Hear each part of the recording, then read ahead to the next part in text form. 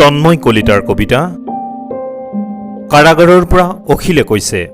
পাঠ চন্দন Malakar.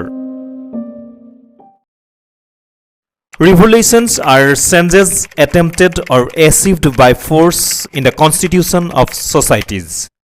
Arthur Bauer. কলমটোক সাৰথি কৰি সন্ধিয়াপৰত কাৰাগাৰৰ কোনোবা এটা বন্ধ কোঠাত অখিলে নিৰ্ভয়ে লিখি আছে কাৰাগাৰৰ ডায়েৰী। জাতিৰ দমোজাৰ মাজত এতিয়া গ্ৰেপ্তাৰৰ উন্মুক্ত প্ৰতিযোগিতা।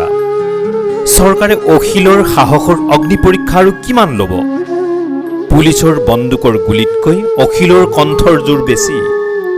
খেলুৱৈ আৱৰা বুকুৰ পথাৰত অখিলে আজিও জনতাৰ স্বাধীনতা বিচাৰি ফুৰে।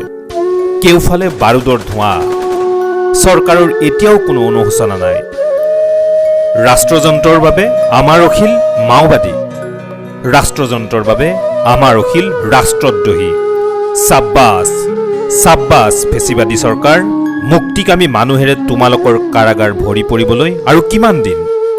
অশান্ত সময়ৰ ভিন্ন প্ৰতিবাদেৰে শাসকৰ টোপনি হৰা তেওঁৰ নাম অখিল। হে চৰকাৰ, আৰু কিমানজন অখিলক তোমালোকে গ্ৰেপ্তাৰ কৰিবা? আৰোপ কৰিবা এনআইএৰ বহু গোচৰ। তোমালোকে হয়তো নেদেখা গ্ৰেপ্তাৰ হোৱা অখিলৰ সেই দৃঢ় জাতীয় লক্ষ্য। তোমালোকে হয়তো নাজানা বিপ্লৱ মানে যে নামি অহা স্ফুলিংগ। গণতন্ত্ৰৰ বুকুত এতিয়া প্ৰচণ্ড আঘাতৰ দাগ। কাৰাবন্দী অখিলৰ প্ৰতিটো উজাগৰি নিশাই কঢ়িয়াব জাতিৰ ভৱিষ্যতৰ সুমধুৰ স্বপ্ন। বসন্তৰ বিয়লি বেলাত কাৰাগাৰ মুক্ত হৈ অখিল আকৌ উভতি আহিব। লানি নিচিগা জনতাৰ সমদল এটাৰ পুনৰ নেতৃত্ব দিব। সৰ্বহাৰাৰ কাষলৈ অখিল এনেকৈয়ে উভতি আহিব। অখিল জাতিৰ আপোচহীন কণ্ঠ। অখিলে শুনিব জননীৰ কৰুণ ভৰা মাত।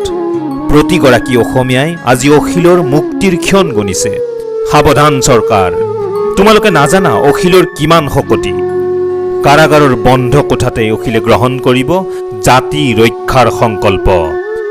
অখিলৰ ভয়ত পেপোৱা লাগি তোমালোকে সকলোতে দিক বিদিক হেৰুৱাইছা চৰকাৰ। ৰঙা তেজে ধোৱা অসমৰ ৰাজপথত সৰ্বত্ৰে গঢ়ি উঠিছে বিনা চৰ্তে অখিলৰ মুক্তিৰ দাবী। চৰকাৰ, তোমালোকে অখিলৰ শৰীৰটোকে আটক কৰিলা, অখিলৰ মন মগজুক কাহানিও আটক কৰিব নোৱাৰিলা। আদালত চৌহদত অখিলে উদ্দাত্ত কণ্ঠৰে কয়, জয় আই অসম। কাৰাগাৰৰ পৰা অখিলে কৈছে, অখিল অখিল হৈ উভতি আহিব। মানৱতাৰ নামত ফুলিব জীৱনৰ শুভ্ৰ শেৱালি। মনৰ পদূলিত আমি দেখিম তলসৰা বকুলৰ আশাৰ হাঁহি।